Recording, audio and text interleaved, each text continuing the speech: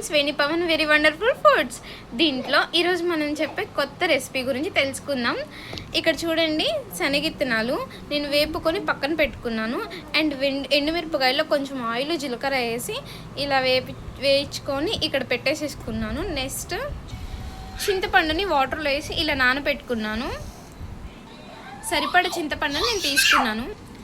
కల్లుప్పు టేస్ట్కి సరిపోయినంత తీసుకున్నాను. అండ్ చిన్నుల్లిపాయల్ని ఇలా చూడండి, ఇలా నేను సపరేట్ చేసి పక్కన పెట్టుకున్నాను. సో ఈ మూడిటితోటి నేను పచ్చడి ఎలా చేస్తానో నీకు ప్రొసీజర్ చూపిస్తాను. ఈ లోపు నా ఛానల్ని సబ్స్క్రైబ్ చేయండి. చూడండి, నేనైతే మిక్సీ జార్ని ఇలా ప్రిపేర్ చేసుకుంటున్నాను. కల్లుప్పు నేను ఎందుకు తీసుకున్నానంటే కల్లుప్పు చాలా టేస్టీగా ఉండిద్ది ఎప్పుడు, అందుకని తీసుకున్నాను.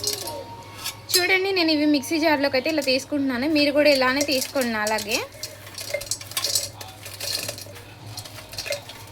ఇలా చేస్తే పచ్చడి అనేది చాలా టేస్టీగా ఉండిద్ది అనమాట. స్టెప్ బై స్టెప్ చాలా ప్రొసీజర్ దీన్ని క్లారిటీగా చెప్తున్నాను, ఎక్స్ప్లెయిన్ చేస్తున్నాను మీకు. మీరు కూడా ఇలానే తీసుకోండి. దీన్ని మనం అట్లలోకి తినొచ్చు అండ్ రైస్లోకి కూడా తినొచ్చు. నెక్స్ట్ నేను ఇప్పుడు కల్లుప్పునైతే వేస్తున్నాను.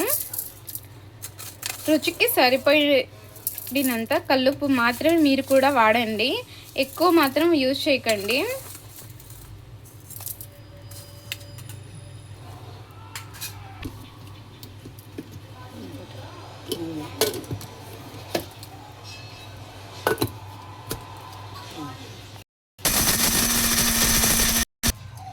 చూడండి, నేనైతే ఇలా మిక్స్ చేసుకున్నాను. ఇప్పుడు దీంట్లోకి నేను చింతపండును అయితే తీసుకుంటున్నాను. ఇప్పుడు నేను వేసిన ఇంగ్రీడియంట్స్ వరకు నేను మిక్స్ చేసుకున్నాను. అండ్ దాంట్లో చింతపండు ఒకటి ఎక్స్ట్రాగా యాడ్ చేస్తున్నాను, వాటర్, చింతపండు. ఇంకా ఎవరైనా సబ్స్క్రైబ్ చేయని ఉంటే నా ఛానల్ని వెంటనే సబ్స్క్రైబ్ చేయండి, లైక్ చేయండి వీడియోని.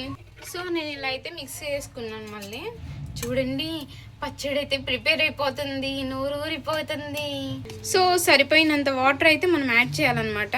మీరు కూడా చూసుకొని మీకు ఎంత క్వాంటిటీ వాటర్ కావాలి, పచ్చడి గట్టిగా కావాలా మెత్తగా కావాలా దాన్ని బట్టి మీరు యాడ్ చేసుకోండి.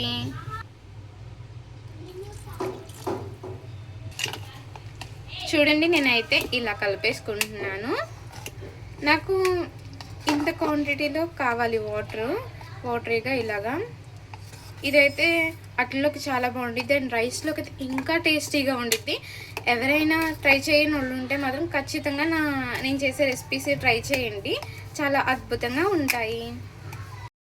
ఇలా ఎండుమిరపకాయ శనగిత్తనాల పచ్చడిని అద్భుతంగా ప్రిపేర్ చేసేసాను. ఇంకా ఎవరైనా సబ్స్క్రైబ్ చేయని ఉంటే నా ఛానల్ సబ్స్క్రైబ్ చేసి ఈ వీడియోని లైక్ చేసి షేర్ చేయండి. Bye bye. నెక్స్ట్ వీడియోలో మళ్ళీ కలుద్దాం. వేణి పవన్ వెరీ వండర్ఫుల్ ఫుడ్స్.